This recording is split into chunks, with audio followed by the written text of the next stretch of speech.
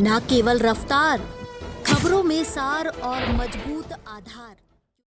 राजपूत आप देख रहे हैं जीएस न्यूज। जैसे कि आप देख रहे हैं मैं शमशाबाद रोड स्थित ग्राम चमरौली में हूं और ग्राम सभा के जितने भी वरिष्ठ लोग हैं मेरे साथ मौजूद हैं और वो अपनी अपनी समस्याओं को लेकर यहां पर आए हुए हैं। और इन्होंने यानी ये चुनाव बहिष्कार जो कि विधानसभा चुनाव जो 2022 में जो अभी हाल ही में आने वाला है उसको लेकर खासा रोष है जनता के अंदर।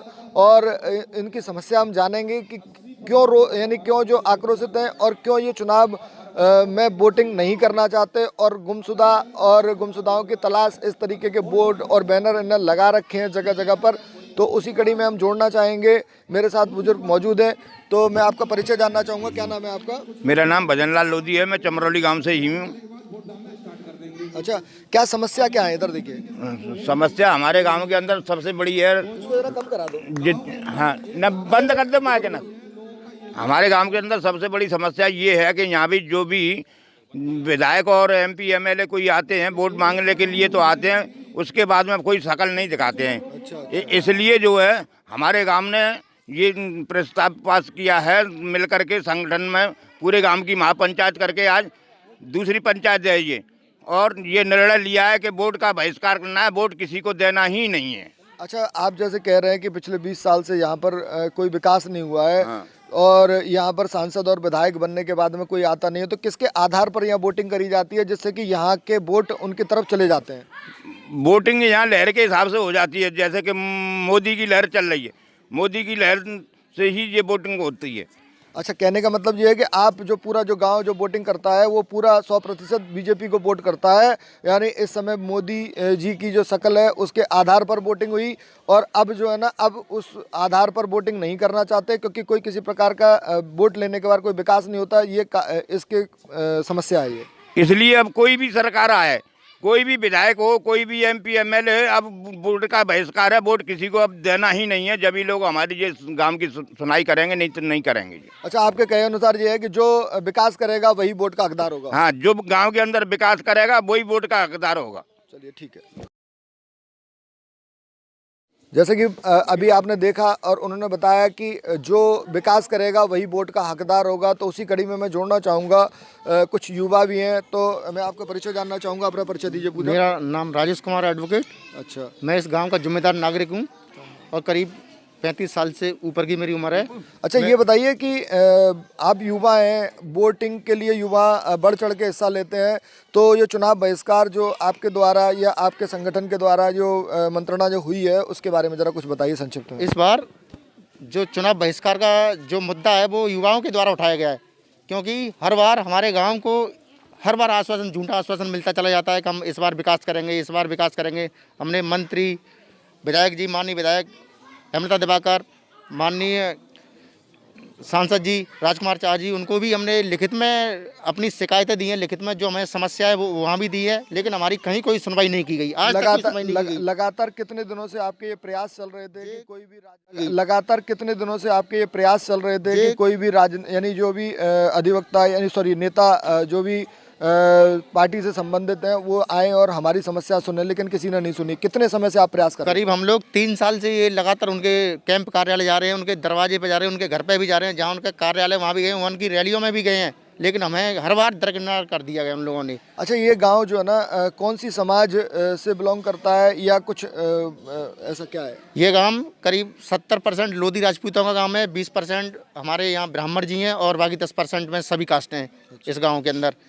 तो अभी पूरा गांव के निर्णय क्या है? पूरा गांव ने क्या ठाना है, क्या सोचा है? अभी पूरे गांव का ये निर्णय है कि इस बार चुनाव बहिष्कार करेंगे, किसी भी उम्मीदवार को अपने गांव में नहीं घुसने देंगे। तब तक हमारी समस्या नहीं सुनी जाएंगी, तब तक हम चुनाव बहिष्कार का मुद्दा लेके बैठे हैं और चुनाव बहिष्कार करेंगे। जब तक सरकार के प्रतिनिधि यहाँ नहीं आते या डीएम साहब यहाँ नहीं आते, वो हमें बताते नहीं है कि हमने क्या किया, इस सरकार ने क्या किया और कितना हमारे गाँव के लिए विकास के लिए पैसा दिया, कहाँ और वो पैसा कहाँ गया, कहाँ बजट गया, तब तक हम लोग चुनाव बहिष्कार के मुद्दे पर लेके बैठे रहेंगे। यहाँ तक कि जो भी उम्मीदवार आएंगे उनको काले झंडे दिखाए जाएंगे। ठीक है, ठीक है। जैसे कि आप देख रहे थे, युवा हैं और खासा आक्रोशित है और उन्होंने बताया कि हम पूरे तरीके से पूरा हमारे गांव ने ये निर्णय लिया हुआ है कि हम चुनाव का बहिष्कार कर रहे हैं और जब तक हम चुनाव बहिष्कार करेंगे, बहिष्कार पर हम जब तक अड़े रहेंगे जब तक कि कोई भी शासनिक अधिकारी हमें कोई आकर ये समझाता नहीं है कि विकास नहीं हुआ तो क्यों नहीं हुआ और आगे किस आधार पर विकास होगा और उसी आधार पर यह वोटिंग होगी। और यहाँ की जो वोटिंग जो होगी, अगर कोई प्रत्याशी अगर यहाँ पर किसी भी पार्टी का आता तो उसको ये काले झंडे विरोध के उस पर दिखाएंगे। इसी कड़ी में कुछ और भी हैं, कुछ वरिष्ठ नागरिक हैं यहाँ के, तो उनको भी मैं जोड़ना चाहूँगा। तो आपकी समस्या क्या है, जरा इधर आ जाइए। अच्छा, परिचय दे दीजिए आप अपना। मेरा नाम दीवान सिंह है। अच्छा दीवान सिंह जी, ये बताइए कि ये चुनाव बहिष्कार युवाओं के द्वारा, बुजुर्गों के द्वारा ये जो निर्णय लिया गया है इतना बड़ा, और कितनी वोटिंग है यहाँ पर और कितना घाटा सरकार को या जो नेता हैं उनको वोट नहीं मिलेगा, जरा बताइए। देखिए, पहली बात तो मैं आपको धन्यवाद देता हूँ कि आपका चैनल मेरे गांव तक आया, उसलिए मैं शुक्र करता हूँ। धन्यवाद। सेकंड प्रश्न, हमारा जो गांव में कभी 10,000 8,000 की आबादी का, और इसमें सभी कास्ट रहती है अधिक से अधिक। लेकिन आज तक जितने भी सन 70 से, जो हम 70 के आसपास से देख रहे हैं, कोई विधायक या MP वोट लेकर चला गया लेकिन वापस लौट के नहीं आया।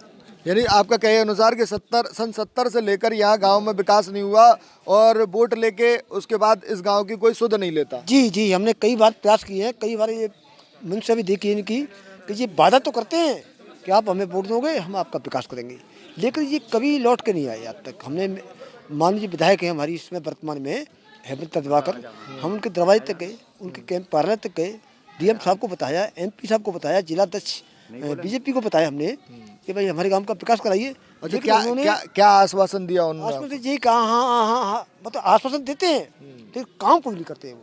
बताते नहीं, आश्वासन देने के बावजूद भी काम नहीं करते कभी नहीं। हमने खुद कहा था, मैं पर्सनली बताता हूँ, मैं हेमंत दिवाकर के पास गया, उनके हस्बैंड है टीकम सिंह, उनके पास भी गया था, और माननीय हमारे सांसद हैं उनके पास भी गया था चाचा लोगों को लेके, लेकिन उन्होंने यही कहा हाँ देखेंगे, अब अगली बार देखेंगे। अच्छा, मेन मुद्दे क्या हैं आपके विकास को लेकर? क्या कहना चाहते हैं? सबसे बड़ा मुद्दा हमारे यहाँ ये है कि 1-1.5 साल से हमारे यहाँ सबसे पहले वो आए, नगर निगम आई क्या है, जब से हमारे सीवर लाइन डली है, आज तक सीवर लाइन कंप्लीट हुई, और कंप्लीट हुई है तो वो लीक कर रही है, घरंजा में पानी भरा हुआ है, बदबू आ रही है, जहाँ से कई तरह की बीमारियाँ उत्पन्न हो रही हैं। और इसमें बारिश के कंडीशन चल रही है, इसमें कोविड-19 का, उसमें हम बहुत ज़्यादा दिक्कत आ रही है। कभी भी हमारे कैंप कार्यालय में आज तक किसी गवर्नमेंट ने, BJP गवर्नमेंट ने या किसी और गवर्नमेंट ने कभी कोई कैंप नहीं लगवाया बीमारी के लिए। नहीं तो मच्छर की समस्या हमारे गांव में कोई छिड़काव आज तक हुआ नहीं, जो वायरस का छिड़काव है वो भी आज तक नहीं हुआ, सैनिटाइजर भी नहीं हुआ, कभी नहीं हुआ, आज तक नहीं हुआ। हमने वर्षों बाद, एक गाड़ी आती है कभी 2-3 महीने पहले, वो 1-2 चक्कर काट के चली जाती है। अच्छा, ऊपर से गाँव के अंदर नहीं आती, कभी नहीं आई, आज तक नहीं आई। और ये बात हमने DM साहब से बताई, जे साहब हमने विधायक अपने को बताई, और गांव के प्रधान जी को बताई। अब प्रधान बेचारे क्या करें जब कोई सुनता ही नहीं तो। ठीक है। हाँ, जैसा कि आप देख रहे थे कि बुजुर्ग थे और वरिष्ठ व्यक्ति हैं गांव के, उन्होंने बताया कि यहाँ पर क्या क्या समस्याएं हैं, जैसे कोविड-19, कोरोना वायरस, डेंगू जैसी खतरनाक बीमारियाँ यहाँ पर जो होती हैं, और उनके लिए भी बचाव के लिए कोई सरकार कोई सुविधा नहीं देती, और विधायक और सांसदों के पास जाते हैं तो हाँ मी तो भर लेते हैं, लेकिन उसके बाद में कोई उनकी सुनवाई पर कोई अमल नहीं किया जाता। अपनी एप्लीकेशन, प्रार्थना पत्र दे देकर ये थक गए हैं, इसलिए ये चुनाव बहिष्कार का जो है ना निर्णय लिया है। इसी कड़ी में और जोड़ना चाहूँगा, बुजुर्ग हैं मेरे साथ, गांव के वरिष्ठ व्यक्ति हैं, तो अपना परिचय दे दीजिए। क्या नाम है आपका? मेरा नाम खूबचंद, पूर्व प्रधान चमरौली। पूर्व प्रधान चमरौली हैं आप। खूबचंद जी, आप ये बताइए कि चुनाव बहिष्कार का जो निर्णय युवाओं ने, बुजुर्गों ने किस परेशानी से आहत होकर लिया है, और क्या क्या मूल जो मांगे हैं जो सरकार से आप चाहते हैं, आने वाले जो प्रतिनिधि हों उनसे चाहते हैं आप? देखिए, जो नौजवानों का रुख है वो हम बुजुर्गों का भी वही रुख है। जो नौजवान करेंगे, आज हमारे गांव का भार इन नौजवानों के कंधों पर ही पड़ने वाला है, और जो नौजवान निर्णय लेंगे वो हमें श्रोधर है। तो अभी आप क्या कहना चाहेंगे इसके बहिष्कार के बारे में? चुनाव बहिष्कार जो है उसके बारे में क्या कहना चाहेंगे? निर्णय सही है या कुछ उसमें? निर्णय 90% सही है। अच्छा। तो जैसे मानो कि लेकिन जो विकास करेगा वो वोट लेगा। यहाँ सड़क नहीं तो वोट नहीं, कोई सुधार नहीं तो वोट नहीं। कोई एमएलए एमपी कोई भी जनप्रतिनिधि यहाँ आता है, झूठे आश्वासन दे के चला जाता है। यहाँ 20 साल से कोई भी विकास नहीं हुआ है।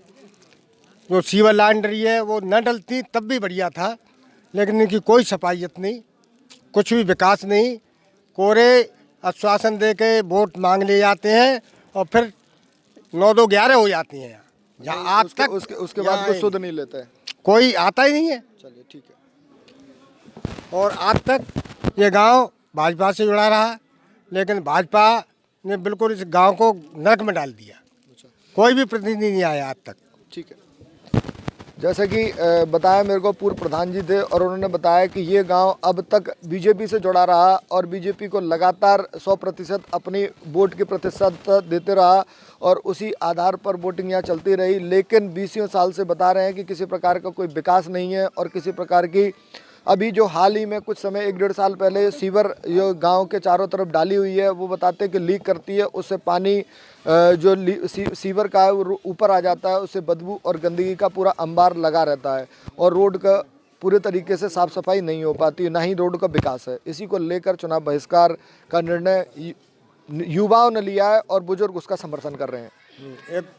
इसी कड़ी में कुछ और भी हैं, वरिष्ठ व्यक्ति हैं गांव के, तो उन्हें भी मैं जोड़ना चाहूँगा, वो भी अपनी बात रखना चाहते हैं मीडिया के सामने। अपना परिचय दे दीजिए आप। मैं कोमल सिंह हूँ, स्टेट बैंक से रिटायरमेंट हूँ और हमारे गांव की समस्या सीवर से और रोडों की, जो कि सीवर की मैंने कई बार मुख्यमंत्री पोर्टल पर भी डाली है और सीवर ओवरफ्लो हो रही है, इसका कभी आज तक निराकरण नहीं हुआ। मैंने टोल फ्री नंबर है इनका नगर निगम का, बवाक कंपनी का, उस पर भी कई बार डाली, लेकिन कोई उस पर कार्रवाई नहीं हो पाई। 1.5 साल से मैं इस पर व्यवस्था मतलब इतनी भंग है यहाँ की रोडों की, सीवर का पानी ओवरफ्लो हो रहा है। जैसे आपने कहा कि मैंने मुख्यमंत्री पोर्टल पर और वो ऑनलाइन जो जितने भी पोर्टल हैं उन पर मैंने शिकायतें डाली, तो उसका कुछ आपको क्या वो मिला? आए उसमें निराकरण हुआ, एक मैनहोल को साफ करके उसके बाद में फिर मैंने आगे यहाँ तक सर्वे करा दिया कि यहाँ प्राइमरी विद्यालय है, उसमें बच्चे की स्थिति खराब है।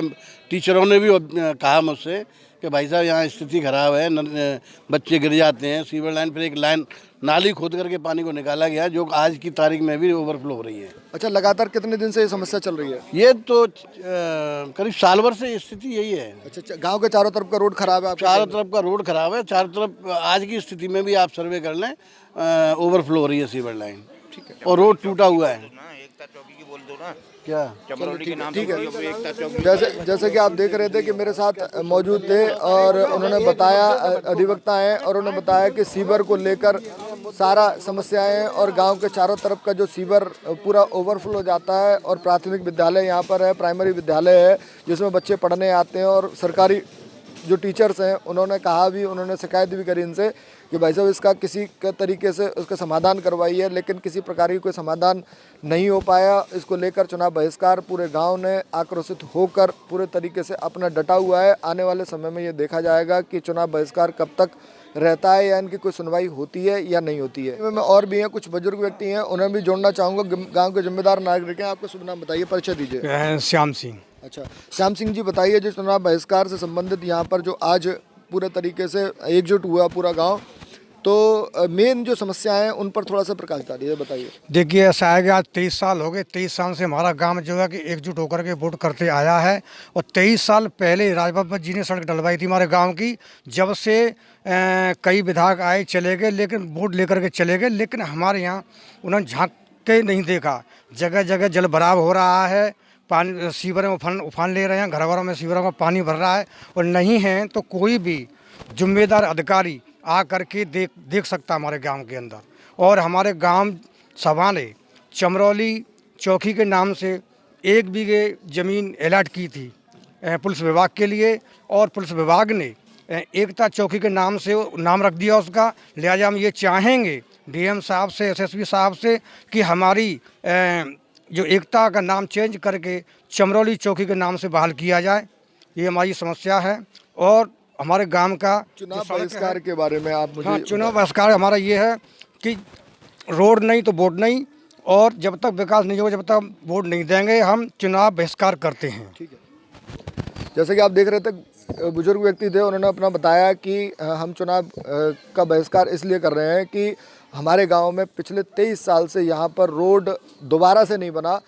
राज बब्बर जो सांसद जो रहे थे यहाँ पर, उस समय पर ये रोड डला है, उसके बाद में किसी प्रकार का रोड का कोई पुनर्निर्माण नहीं हुआ है। उसको लेकर खासा आक्रोशित हैं और विधायक बन जाते हैं, सांसद बन जाते हैं, इस गांव की कोई सुध नहीं लेता है। और जैसे कि कुछ लोगों ने कहा कि हमारा गांव पूरा बीजेपी को वोट करता है, लेकिन बीजेपी जो है ना इस गांव से पूरे तरीके से दुष्व्यवहार करती है और विकास के नाम पर यहाँ पर कुछ नहीं आता है। सीवर जो डलवाई 2 साल पहले, वो भी उफान ले रही है और उफान लेने के बाद में उसकी ना तो निरंतर साफ सफाई होती है, गंदगी का अंबार लगा पड़ा है।